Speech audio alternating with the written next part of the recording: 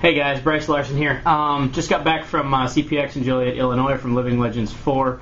I gotta say, it's a fun game, but I got some welts to show for it.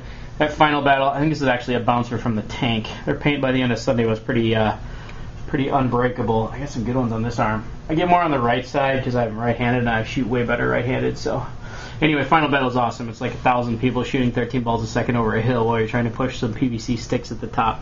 Anyway, we were down there, Cockerpunk, Chris Nathan and I went down together, and we met with somebody from HydroTec, Paul Cecian, president, owner.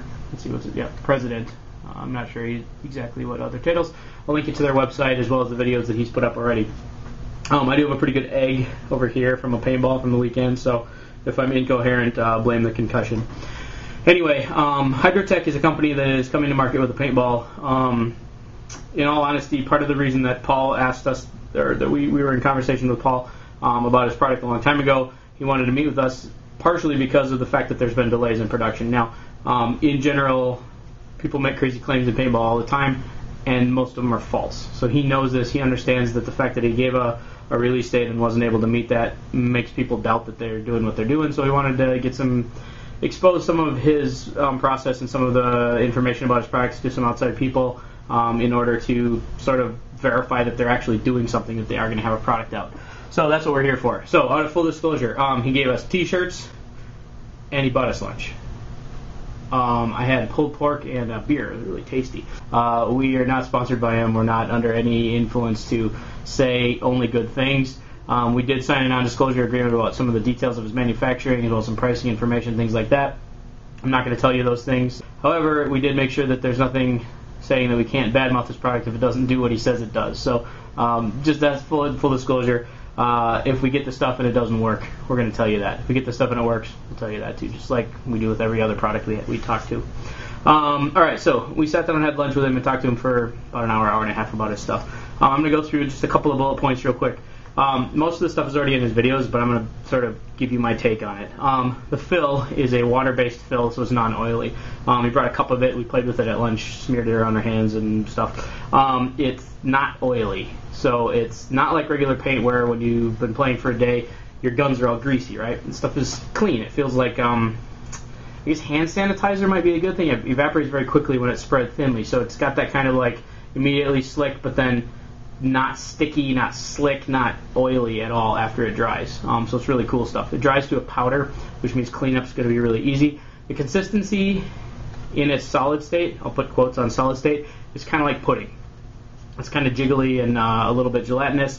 When there's shear force applied, so you shake it or it twists or something like that, it turns into a liquid, so it loses viscosity. Smacking the thing around in the container didn't really show that, but it does get thin when you touch it, when you rub it, so it thins down a little bit.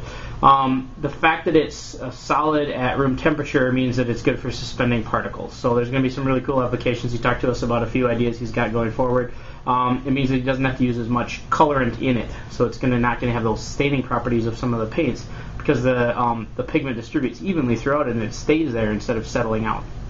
It also means they can do a multicolor fill. They can do one half pink, one half purple, whatever, green, blue. Half the ball one color, half the ball another color, which I think his idea for that one especially is for field paint only type situations. It'll be super easy to identify field paint because if it's red and blue, nobody's going to walk in with multicolor paint that's the same color as the field. The shell is made of the same material as sunchip bags or those compostable beer cups you've seen at festivals or pop cups. This is the clear plastic cups that you've seen that you can compost. They're made out of a corn-based product. Same stuff they're using for this shell. That means that it is not susceptible to moisture, like gelatin is. It also means that when they seal the shell together, the seam should be extremely... the technique they're using for sealing the shell should mean very minimal seams, which is great for a paintball. The other nice thing about using a product like that for the shell is that they can control how fast it breaks down. So Paul's talking to his suppliers on the material so they can get a good span for breakdown, meaning it's going to have a long shelf life.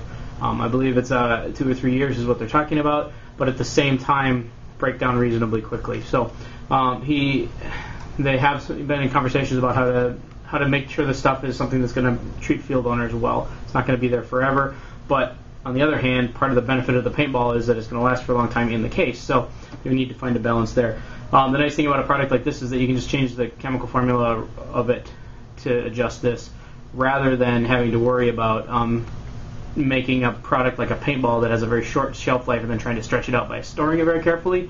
This is going to be better.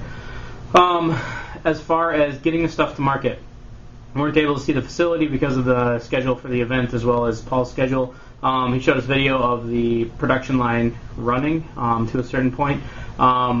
So either the video was a very expensive trick where they did a bunch of CGI work, or it actually exists, and it's simpler to choose that it exists. So we've seen the machines operating, making the actual balls. We didn't see a finished product because the assembly line isn't complete yet. It's very close, but they have to finish certain steps in order to finish the next step, etc., meaning that they're getting close.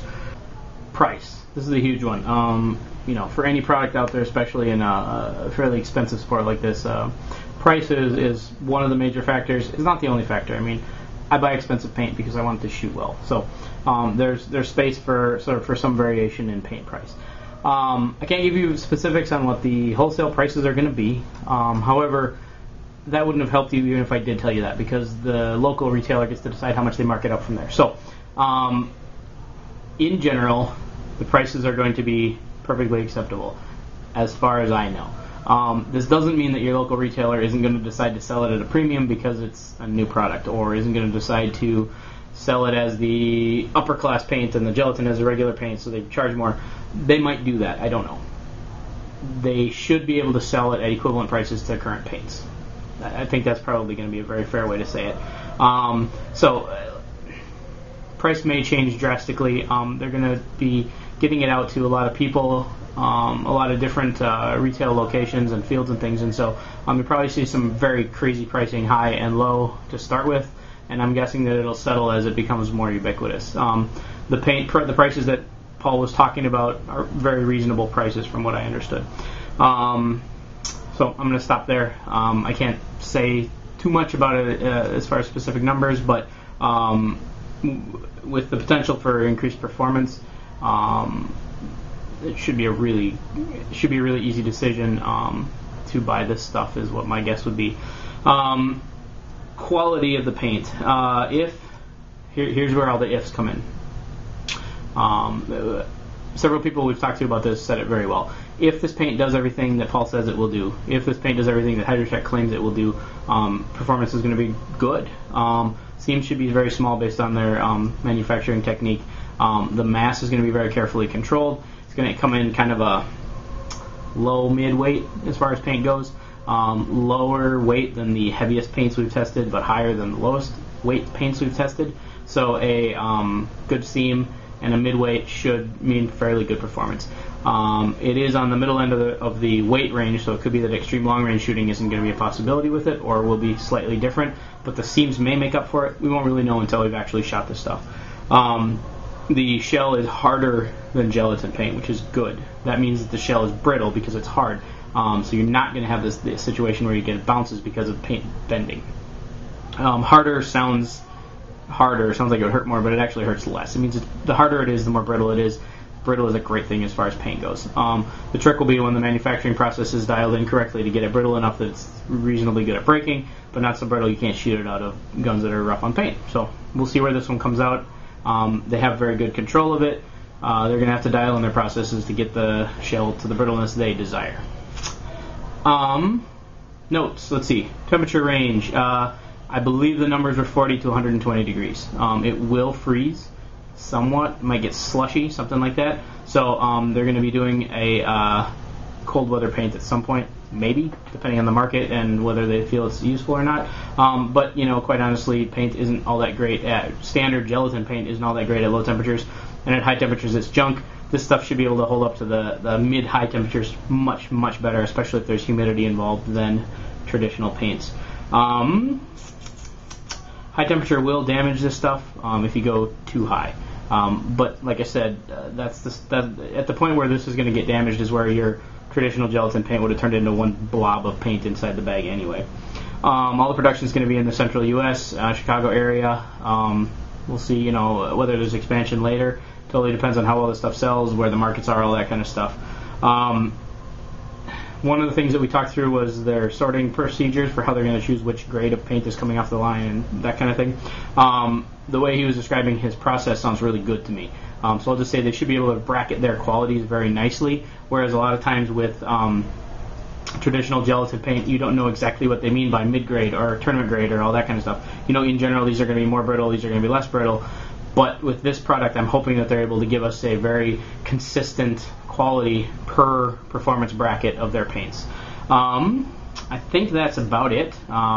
Hopefully this helps a little bit. I'm not trying to shill for HydroTec, but if the stuff does everything that it should do and can do, I think it's going to be a huge impact on the game. Maybe not so much in changing how the game is played, but it certainly is going to attract a huge market share just because of the cleanup and the consistency and the shelf life, quite honestly. That's going to change things a lot. You can keep a case of paint in your basement for 2 years and go out and shoot it, and it's going to do what it's supposed to do. You can't do that right now, so this might be a game changer. It is close. It is happening. The product is real. Hopefully that allays a few questions there. And, you know, as we get the product in our hands, we're going to shoot it. We're going to do drop tests. We're going to do some brittleness testing, that kind of stuff. And we'll certainly keep you guys informed as we get our grubby little mitts on this stuff. And we'll see what it can do. So, hope you enjoyed the video. Hopefully it was helpful. And, Paul, hopefully I didn't say anything you have to sue me over.